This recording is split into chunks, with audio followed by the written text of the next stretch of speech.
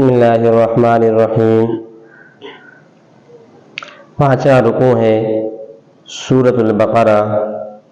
یا بنی اسرائیل اذکروا نعمتی التی انعمت علیکم وانی فضلتکم علی العالمین۔ ترجمہ: اے اسرائیل کی اولاد، یعنی یعقوب علیہ السلام کی اولاد سے خطاب ہے کہ یاد کرو میری اس نعمت کو جو میں نے تم پر کی، اور میں نے تم کو فضیلت دی جہان والوں میں سے، تم کو تمام لوگوں سے میں نے فضیلت بخشی ہے۔ اب اس میں ایک تو نعمت کا ذکر آیا، اور یہ انعامات کا سلسلہ چل رہا ہے بنی اسرائیل پر کہ تم پر یہ نعمت کی، تم پر یہ نعمت کی، تم پر یہ نعمت کی، مسلسل نعمتوں کا ذکر چل رہا ہے۔ تو آج بھی نعمت کا ذکر آیا کہ اے بنی اسرائیل، ہم نے تم پر اپنی نعمت کی ہے اور تمہیں جہان والوں سے فضیلت بخشی ہے۔ اب جہان والوں سے فضیلت، اس کا ایک معنی تو یہ ہے کہ امت محمدیہ مرحومہ مشرفہ کے علاوہ باقی امتوں پر آل یعقوب کو یعنی بنی اسرائیل کو فضیلت ملی ہے، کیونکہ قرآن پاک کے اندر آیا کنتم خیر امت اخرجت للناس، کہ تم بہترین امت ہو۔ تو سب سے زیادہ خیر کا جو لقب ملا ہے یہ امت محمدیہ علی صاحبہا الف الف تحیت و سلام۔ تو اس امت کو یہ خطاب ملا ہے فضیلت کا۔ پھر یہاں پر تو بنی اسرائیل کے لیے فضیلت کی بات آئی، تو اس کا جواب یہی دیا گیا کہ امت محمدیہ اس سے مستثنیٰ ہے، یعنی امت محمدیہ کے علاوہ باقی جتنی امتیں ہیں ان سے بنی اسرائیل کو فضیلت دی گئی۔ ایک جواب تو یہ ہے، اس سے آپ نے سمجھ لیا کہ یہ جو فضیلت ہے تو یہ فضیلت یعنی اس امت کے علاوہ ہے۔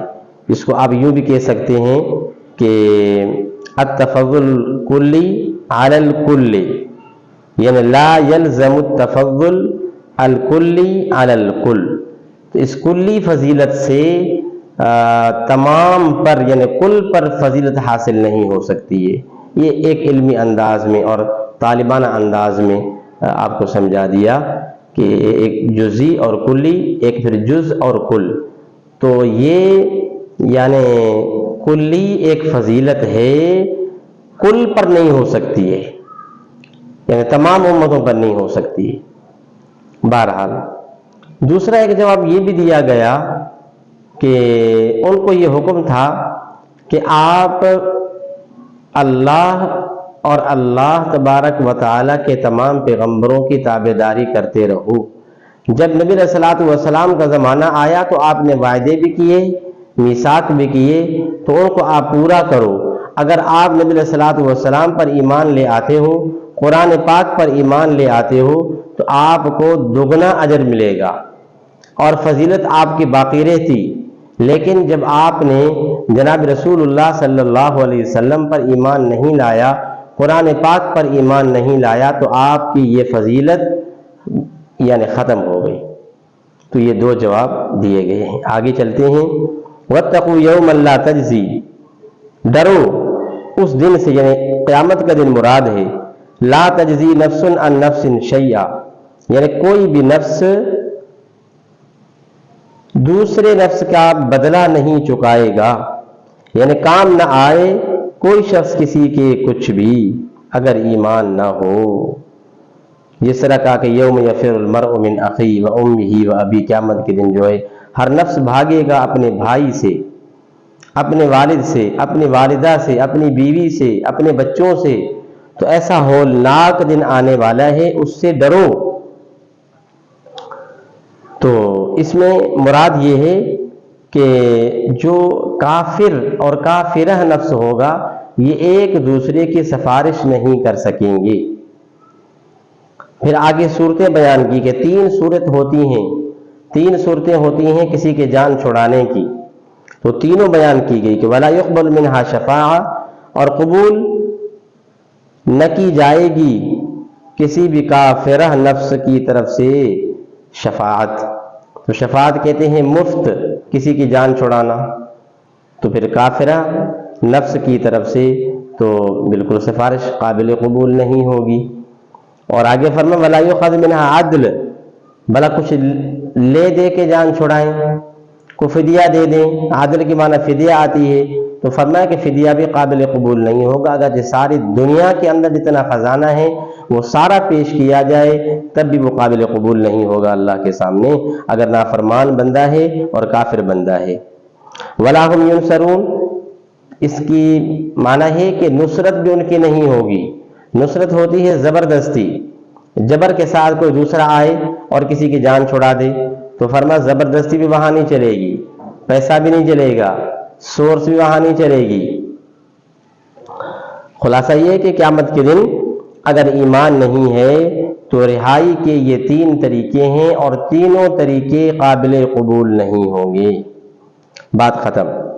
پھر آگے جو آیت آتی ہے اس میں انبیاء علیہ السلام کو ناحق قتل کرنے کے اور حدود اللہ سے تجاوز کرنے کے بنی اسرائیل کی جو قبائح اور جو ان کی حرکتیں تھیں، جو ان کی سازشیں تھیں، ان کو بیان کیا گیا ہے کہ بنی اسرائیل تم نے کیا کیا غلط کام کیے، حالانکہ تمہارا دعویٰ ہے کہ نحن ابناء اللہ و احباؤ، کبھی تو یوں کہتے ہیں کہ ہم اللہ کے بیٹے ہیں، ہم اللہ کے محبوب ہیں، ہم انبیاء کی اولاد میں سے ہیں، اور یہ حقیقت بھی ہے کہ جتنے انبیاء مبعوث ہوئے ہیں وہ بنی اسرائیل میں سے آئے ہیں، یعقوب علیہ السلام کی اولاد میں سے آئے ہیں۔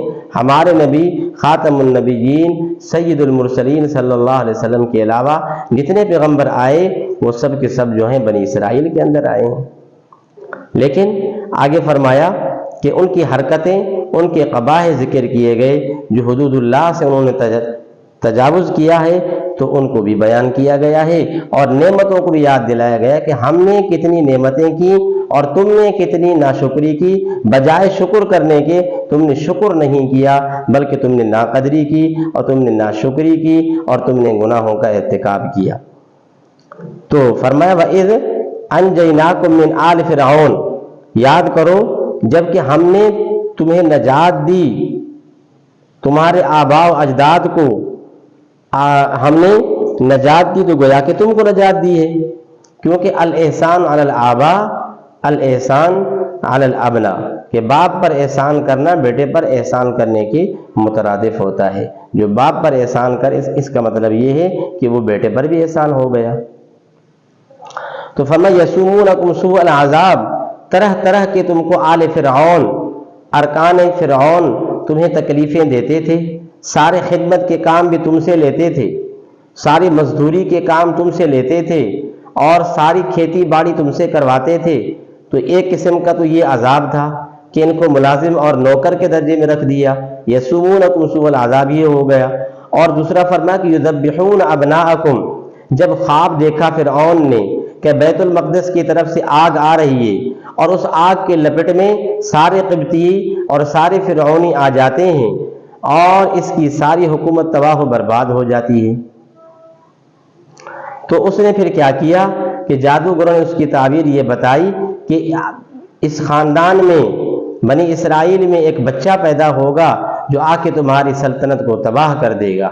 تو اس نے دوسرا کام یہ شروع کر دیا کہ یذبحون ابناءکم، تمہارے بیٹوں کو ذبح کرتا تھا۔